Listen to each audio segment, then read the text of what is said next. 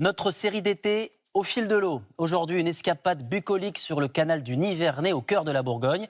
Construit à la fin du XVIIIe siècle pour transporter du bois, il est aujourd'hui un haut lieu du tourisme fluvial, surnommé la Petite Amazonie. Muriel Jans, José Boulestex.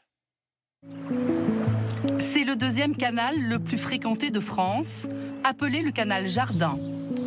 Au fil de l'eau, sur le canal du Nivernais.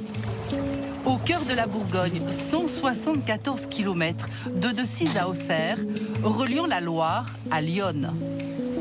Pour une déconnexion au rythme de l'eau douce, une invitation au calme, sous le signe de la nature. Les kayakistes du club de Clamecy sont des enfants du canal. Xavier le vétéran nous guide, fier de nous faire découvrir les trésors de son paradis. C'est mes racines. Moi, je suis comme les algues, j'ai poussé les pieds dans l'eau. Regard curieux sur les berges et sur un patrimoine architectural datant du XVIIIe siècle.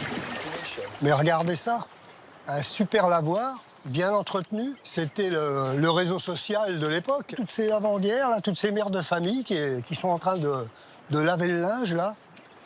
Et avec tous les petits potins qui vont avec. Descente du canal et remontée dans le temps. Avec la rencontre de ceux qui perpétuent l'histoire du flottage pour les touristes sur une réplique d'un train de bois. C'est l'origine du canal du Nivernais. Le canal a été construit entre 1784 et 1841 pour faciliter l'acheminement du bois de la forêt du Morvan vers la capitale et chauffer les Parisiens. On a transporté depuis Clamecy au début du 19e siècle environ 750 000 stères de bois. Depuis l'origine du site, ils en sont la cheville ouvrière, les éclusiers.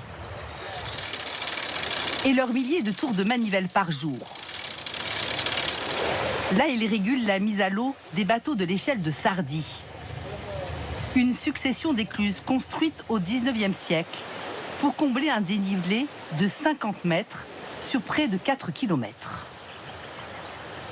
Il y a 16 écluses et en compétence, il faut être physique, quoi. Il faut être très très physique. Le passage des écluses ralentit le voyage. Ici, 65% des plaisanciers arrivent de l'étranger. Première fois sur le canal, première fois sur un bateau pour Michael et sa famille venue d'Autriche. C'est spécial.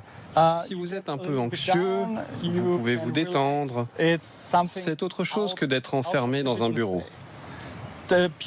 La nature autour de nous est magnifique. Et puis, pour aller d'une écluse à l'autre, vous avez des horaires approximatifs. Mais au final, ça change tout le temps.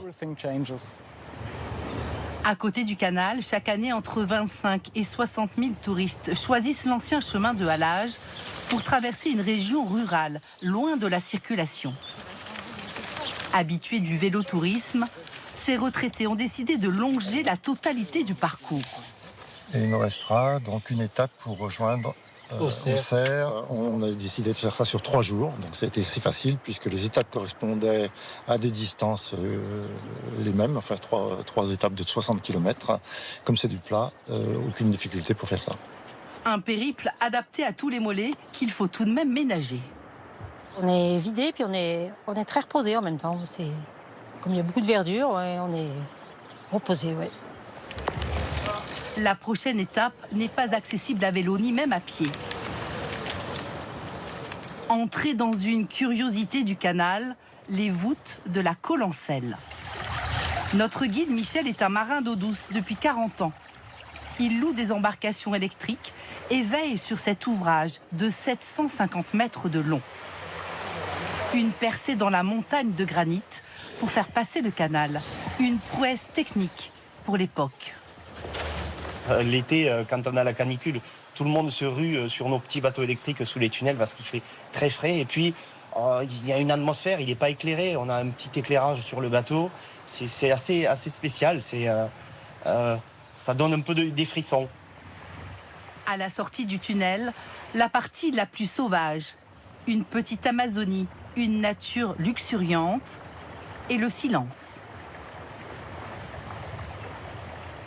On se sent zen, on se sent, on entend les oiseaux, il y a le silence total. Regardez, si je coupe le moteur, on entend le merle, on entend le rossignol, on entend, c'est un endroit qui est vraiment magnifique. C'est la plénitude. Le temps s'étire sur ce fleuron du tourisme fluvial.